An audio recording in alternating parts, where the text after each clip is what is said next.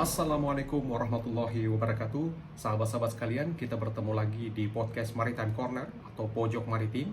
Satu podcast yang secara reguler akan membahas berbagai isu, masalah, tantangan, persoalan, sekaligus solusi bagi topik-topik kelautan, perikanan, dan kemaritiman. Kenapa Indonesia adalah negara kepulauan terbesar di dunia, sehingga hitah dan takdir kita adalah menjadi negara maritim, sehingga literasi kemaritiman harus terus-menerus kita bangkitkan dari waktu ke waktu. Sahabat maritim sekalian, kali ini kita akan membahas satu topik terkait fakta-fakta yang cukup mencengangkan terkait pangan perairan. Selama ini kita sering menganggap enteng pekerjaan-pekerjaan pembudidaya, petambak, perikanan, karena kita hanya melihatnya dari satu sisi atau skala kecil. Kali ini kita akan mengungkap data-data fakta yang terkait dengan hal tersebut. Adapun sumbernya itu saya ambil dari satu report, yaitu Aquatic Food for Health, People and Planet, yaitu satu research and innovation strategy untuk 2030 yang disusun oleh World Fish.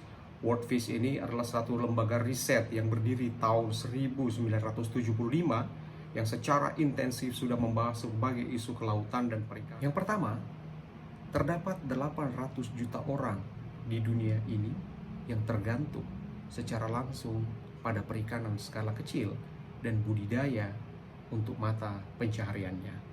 Jumlah ini tentu saja sangat-sangat signifikan.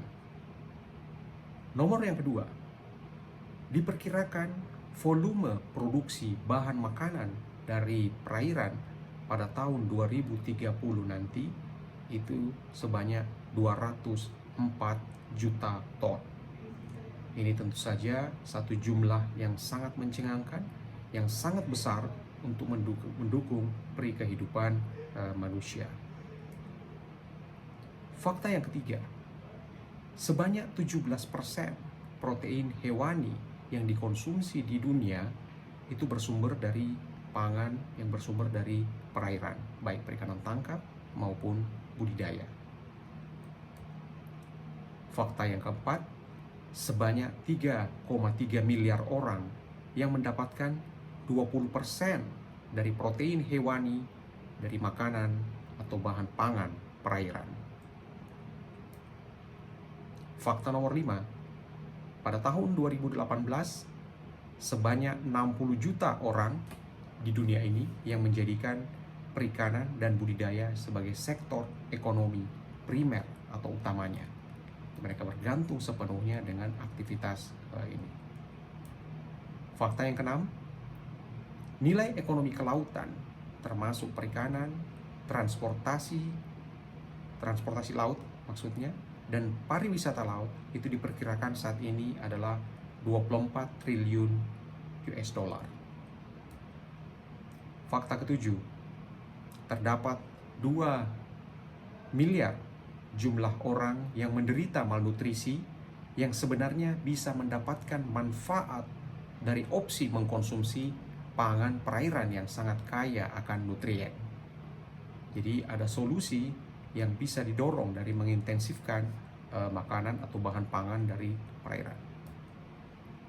Nomor 8, sekitar 90% jumlah nelayan kecil yang hidup di negara-negara selatan atau Global South ini memiliki pendapatan yang relatif rendah atau ya agak menengah.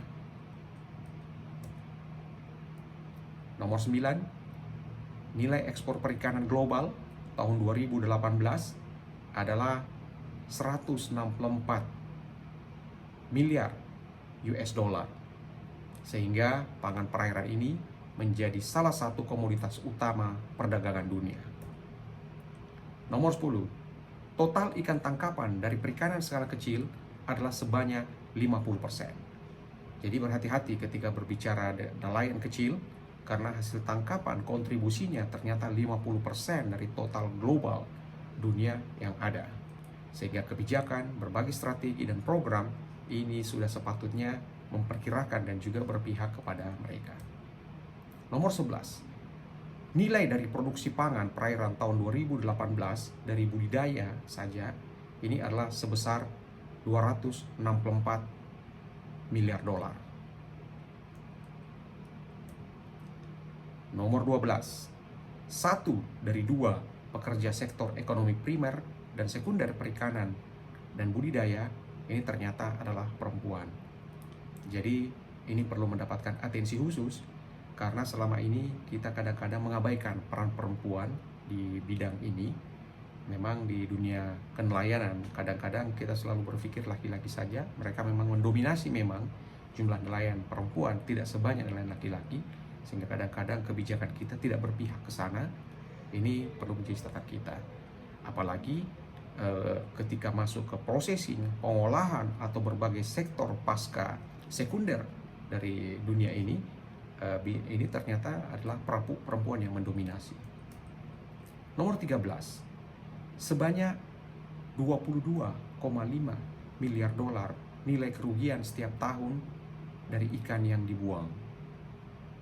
Jadi kita pahami dalam dunia perikanan kadang-kadang ikan-ikan non-target atau kadang-kadang bycatch ini kita dapatkan, dan ketika ada target ini kita buang, tidak dimanfaatkan, menjadi kesia-siaan di laut. Nilainya cukup besar, 22,5 miliar US dollar. Dan terdapat sekitar 35% dari hasil perikanan maupun budidaya ini hilang dan terbuang percuma. Nomor 14, diperkirakan tahun 2030 sekitar 70 juta US dollar potensi pasar untuk pangan perairan itu adalah dari plant and cell base. Jadi ilustrasinya ini saat ini baik bagi vegetarian itu, mereka misalnya contohnya mereka karena tidak mau mengkonsumsi daging, ini banyak inovasi yang dilakukan sehingga sudah ada yang semacam artificial atau inovasi teknologi untuk menghasilkan pangan yang sangat mirip dengan daging, sehingga mereka bisa mendapatkan atau merasakan seperti mengkonsumsi daging, akan tetapi bukan daging. Demikian pula dengan pangan laut, inovasi bahan makanan pangan itu akan berkembang pada tahun 2030, yang sekarang sebenarnya beberapa tahun terakhir ini sudah cukup mulai dikembangkan khususnya untuk daging dan lainnya.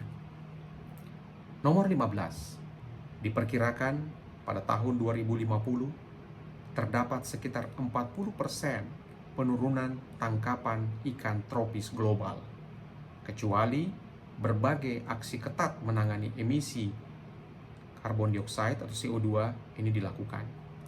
Jadi penurunan tangkapan ini banyak diakibatkan oleh perubahan iklim, climate change, sehingga mempengaruhi sumber makanan atau misalnya proses rantai yang terjadi di laut, ekosistem, sehingga perikanan tropis ini mendapatkan dampak yang sangat besar. Tidak tanggung-tanggung, diperkirakan 40% tahun 2050. Kita perlu waspada dan melakukan upaya-upaya mengantisipasinya dengan baik. Nomor 16, sebanyak 60% dari total perikanan budidaya yang dihasilkan tahun 2018 itu adalah dari perairan darat atau inland waters. Jadi inland waters itu kita memiliki sungai, danau atau waduk segala macam. Dari sini sumber perikanan budidaya yang cukup signifikan sebenarnya. Jadi wilayah-wilayah perairan ini jangan sampai kita abaikan, jangan sampai menjadi tempat membuang sampah atau tidak kita jaga kebersihan dari pencemaran, karena ternyata kontribusinya ini sangat signifikan. Nomor 17, pangan perairan ini sangat padat dan kaya dengan vitamin maupun mikronutrien yang sebenarnya sangat esensial untuk pengembangan kognitif pada anak, khususnya di 1000 hari pertama kehidupannya. Jadi memanfaatkan pangan perairan ini khususnya bagi anak-anak di usia-usia awal kehidupannya, kalau 1000 hari itu sekitar 3 tahun, ini menjadi sangat penting untuk membentuk pengembangan kognitifnya. Yang terakhir, nomor 18, sebanyak 64% protein global berasal dari laut dan bersumber dari perikanan tangkap atau liar. Jadi mau tidak mau kita harus melakukan tata kelola yang berkelanjutan di sana. Ini tidak bisa ditawar-tawar lagi, atau kita akan menderita mengalami banyak persoalan. Saya kira ini yang bisa saya sampaikan dalam topik kali ini tentu saja sahabat-sahabat maritim sekalian bisa langsung akses di alamat website ini, sehingga laporan lengkap Innovation and Strategy tahun 2030 yang dibuat oleh WorldFish ini bisa diikuti secara penuh. Demikian sahabat sekalian, kita bertemu lagi di topik-topik kelautan, perikanan, dan kemaritiman berikutnya. Salam.